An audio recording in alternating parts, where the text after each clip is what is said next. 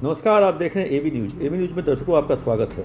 बिहार के एक ऐसे डीजीपी की कहानी हम आपको सुना रहे हैं जो अपने फायदे के लिए सिस्टम के साथ खिलवाड़ कर बैठा और जिसका खामियाजा आज का जो बिहार का पुलिस की जो पुलिसिंग है वो झेल रहा है।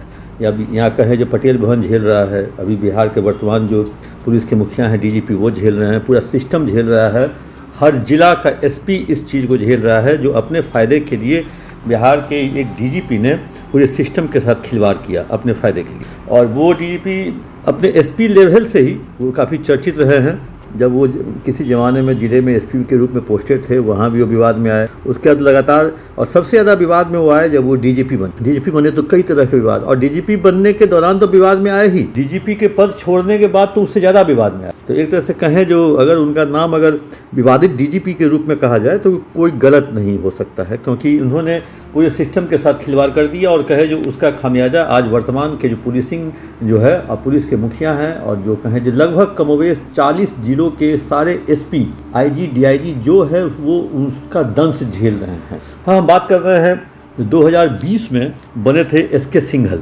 23/9/2020 से 19/12/2022 तक वो बिहार के डीजीपी रहे, अमूमन कम से कम 2.25 साल। और इस दौरान में सबसे खासियत उन्होंने क्या की, जो इस दौरान उन्होंने एक भी सिपाही भर्ती के लिए उन्होंने सिपाही बोर्ड को नहीं लिखा पत्र।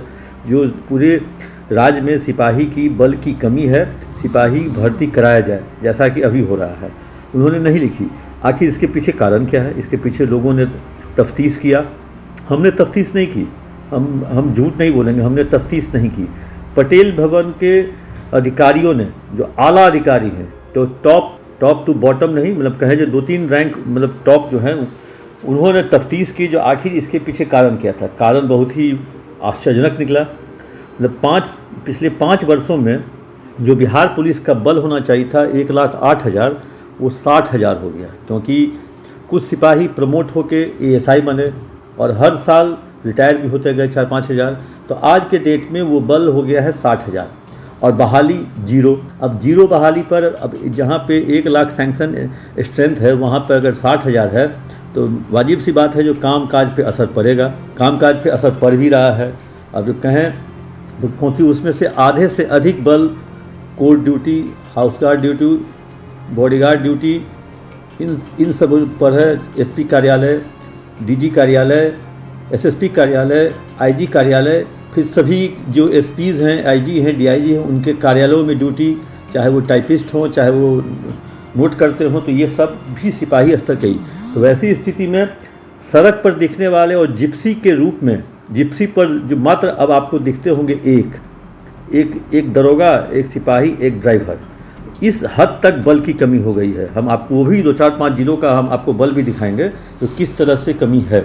आखिर हम आते हैं उस बात पे जो आखिर डीजीपी एसके सिंघल ने क्यों नहीं लिखा पत्र सिपाही बहाली को लेकर। क्योंकि वो पहले से जानते थे जो मैं डीजीपी के पद से हटूंगा तो सिपाही आयोग का अध्यक्ष बनूंगा, और सिपाही आयोग का अध्यक्ष बनने के बाद मैं अपने नेतृत्व में सिपाही की बहाली करवाऊँगा। हुआ भी ऐसा ही। डीजीपी के पद से हटते हैं, सिपाही आयोग के अध्यक्ष होते हैं। सिपाही आयोग के अध्यक्ष बनने के बाद सिपाही की बहाली की प्रक्रिया शुरू होती है। तो प्रक्रिया में परीक्षा भी लिया जाता है। परीक्षा के लिए डेट फिक्स होता है 1/10/23 को होता है। 2 पाली में परीक्षा होनी थी, लेकिन उससे पहले ही उस परीक्षा का क्वेश्चन पेपर आउट हो जाता है। उसमें बहुत सारे जांच का जिम्मा मिलता है ईओयू को। ईओयू जांच अपना करती है। जांच में संजीव मुखिया जो नेशनल लेवल पे जो प्रश्न पत्र लीक करने का जो सरगना है, या कहें जो इंटरनेशनल, किस राज्य का उसने बहुत सारे राज्यों का उसने प्रश्न पत्र में पेपर लीक किया। तो वैसी स्थिति में संजीव मुखिया भी संदेह के घेरे में आते हैं और सिपाही आयोग के अध्यक्ष एसके सिंघल भी आते हैं, क्योंकि जिस प्रिंटिंग प्रेस को दिया गया था ये प्रश्न छापने के लिए, उसके पास कोई एक्सपीरियंस नहीं था, इससे पहले कुछ नहीं किया था। एक छोटे से कमरे में उसका दफ्तर कोलकाता में चलता था। कोलकाता में जिस प्रिंटिंग प्रेस को ये मिला, वहाँ संजीव मुखिया 10 दिन तक रहा और रेकी भी किया जो कैसे हो रहा है। फिर उसके बाद जिस कुरियर कंपनी को दिया गया है, उस कुरियर कंपनी का भी कोई पास रिकॉर्ड नहीं है इस तरह का। अब कहें ई रिक्शा और टोटो में क्वेश्चन पेपर एग्जामिनेशन सेंटर तक पहुंचाया गया। अब ये वाजिब सी बात है। और इत्तफाकन उस टोटो मतलब जिस कुरियर एजेंसी के भी परिवार के लोग बिहार पुलिस के जो सिपाही भर्ती में है उसमें परीक्षा में शामिल हो रहे थे। भाई जो अगर कुरियर कंपनी का अगर किसी आदमी का अगर कोई अगर लोग परीक्षा में शामिल होगा तो नेचुरल सी बात है जो वो जो है कुरियर कंपनी का आदमी उसको टैंपर करेगा। और पटना से मोतिहारी के लिए और उसका सेंटर था, उस कुरियर कंपनी के व्यक्ति का जो है उसका सेंटर मोतिहारी था।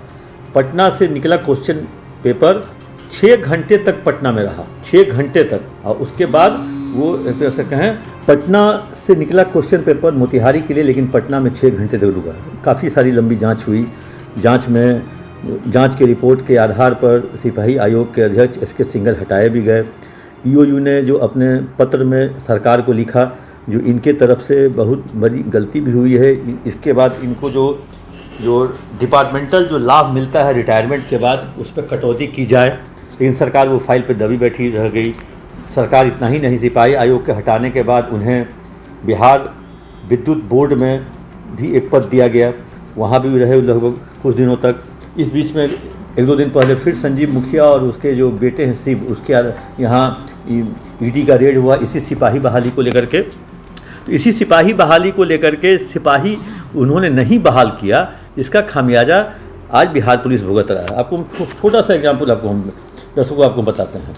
हम स्टार्ट करते हैं पटना ज़िला से। पटना ज़िला में सैंक्शन पोस्ट है 6000 के आसपास। 6000 में 3000 महिलाएं हैं और बाकी 3000 जो पुरुष हैं उस पर 1700 से 1800 लोग बॉडीगार्ड के रूप में, हाउस गार्ड के रूप में प्रयुक्त। और बाकी जगहों पर भी कोर्ट ड्यूटी हो, बैंक ड्यूटी हो या बहुत तरह के कहें जेल ड्यूटी हो, इस तरह से कहें जो अगर वो स्ट्रेंथ अगर देखा जाए तो लॉ एंड ऑर्डर और क्राइम और क्रिमिनल के लिए पटना पुलिस में मुश्किल से 600 से 700 सिपाही बचते हैं। अब आप अंदाज़ा लगा लीजिए जो 600 से मतलब 70-75 थाने हैं, मतलब हर थाने में एवरेज अगर देखा जाए तो 3 से 4 जिप्सी है।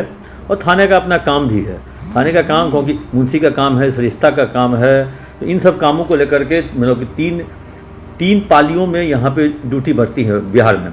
तो वैसी स्थिति में आप अंदाज़ा लगा सकते हैं जो 75 थाने में 700 पुलिसकर्मी लॉ एंड ऑर्डर के लिए काम कर रहे हैं। दिख तो रहा है कागज़ पर 6000, लेकिन इसलिए आपने देखा होगा कि इस बीच में पुलिस पर हमले बहुत हुए।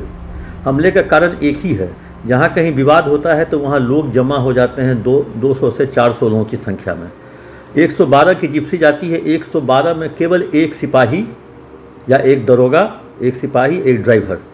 होली के समय में जो एक घटना घटी मुंगेर में जिसमें एक दरोगा की मौत भी हो गई थी, इस तरह के कई हमले हुए। तो आखिर संख्या बल कम है पुलिस की, इसलिए पुलिस पर हमले भी हो रहे हैं।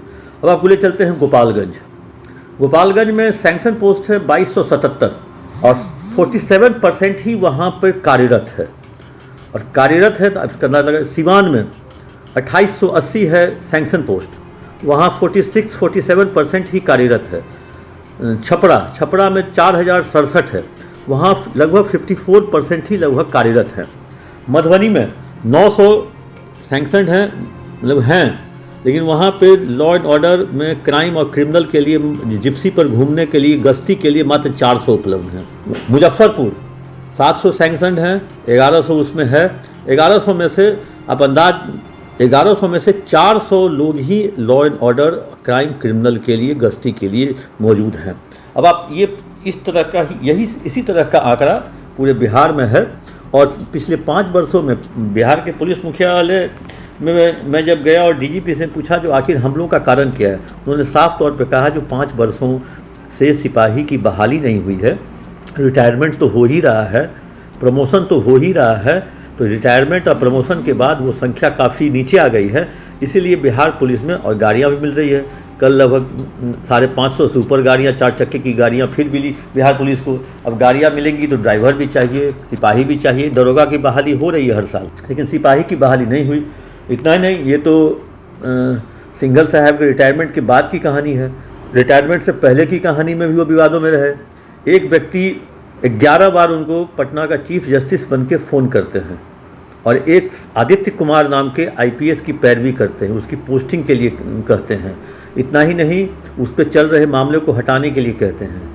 अगर कोई व्यक्ति एक बार नहीं, 2 बार नहीं, 3 बार नहीं, 11 बार से अधिक अगर कोई व्यक्ति फ़ोन कर रहा है और आप उसे पहचान नहीं पा रहे हैं जो वो शख्स कौन है, वो या तो कोई एक नॉर्मल सा शख्स है या जिनमिन शख्स है, या सही में पटना हाई कोर्ट के माननीय चीफ जस्टिस हैं। लेकिन इसके बावजूद भी ये मामला भी काफ़ी तूल पकड़ा। इस मामले में वो IPS आदित्य जेल भी गए, उसके मित्र जो हैं वो भी गए जेल। एक तरह से कहें जो ये पूरे जो अपने फ़ायदे के लिए उस DGP ने बिहार पुलिस को कहें जो एक तरह से हमलों के बीच में डाल दिया, मतलब कहें जो भीड़ के बीच में पुलिस को फंसा करके बिहार के DGP निकल लिए। अब लेकिन ठीक है, फिर अभी बात EOU और ED लगा ही हुआ है और कहीं ना कहीं से ये इस चीज़ का बिहार पुलिस इस चीज़ का दंश झेल रही है। SK सिंघल जो पूर्व DGP रहे हैं, उनके किए गए कारनामों को आज के डेट में बिहार पुलिस झेल रही है। ये हमने नहीं कहा है, ये बिहार पुलिस के जो भी आला अधिकारी हैं उस चीज़ को ये मान रहे हैं। और सही बात है, पाँच वर्षों में आप 5000 से अधिक या कहें जो हर वर्ष 5000 आदमी रिटायर कर रहा है, उतना ही लगभग प्रमोट हो रहा है, लेकिन आप बहाल नहीं कर रहे हैं। बहाली आप अपने ही कहें जो अपने ही कारणों से नहीं कर रहे हैं। अगर और आप इस बहाली को रोके हुए हैं तो इसके लिए इसकी जिम्मेवारी किसकी होती है? राज्य सरकार को भी सोचना होगा। तो आखिर ठीक है, इस वर्ष 21,300 बहाल हुआ, उसकी ट्रेनिंग 14 अगस्त से होगी। फिर 20,000 सिपाही की बहाली के लिए फिर वैकेंसी निकला है, उसकी भी परीक्षा जुलाई में होने वाली है। तो वैसी स्थिति में तो कहें जो अब 40,000 जो है सिपाही अब 26 तक, मतलब 26 के ख़त्म होने तक, 20,000 तो 25 के ख़त्म होने तक मिल जाएगा और 20,000 26 के ख़त्म होने तक मिल जाएगा। तो वैसी स्थिति में कुछ तब मेकअप हो सकता है। अभी 1.5 साल बिहार पुलिस को इसी तरह से लोगों को झेलना होगा, भीड़ का सामना करना पड़ेगा और हो सकता है जो बीच बचाव करके, समझा करके, बुझा करके निकलना होगा। नहीं तो ऐसी नौबत ना आए जो कोई भी कॉल पे बिहार पुलिस के 112 की गाड़ियां या थाने की गाड़ियां वहां न पहुंचे। देखते रहिए AB न्यूज़। आप अपना कमेंट बॉक्स पे जाकर जरूर दें।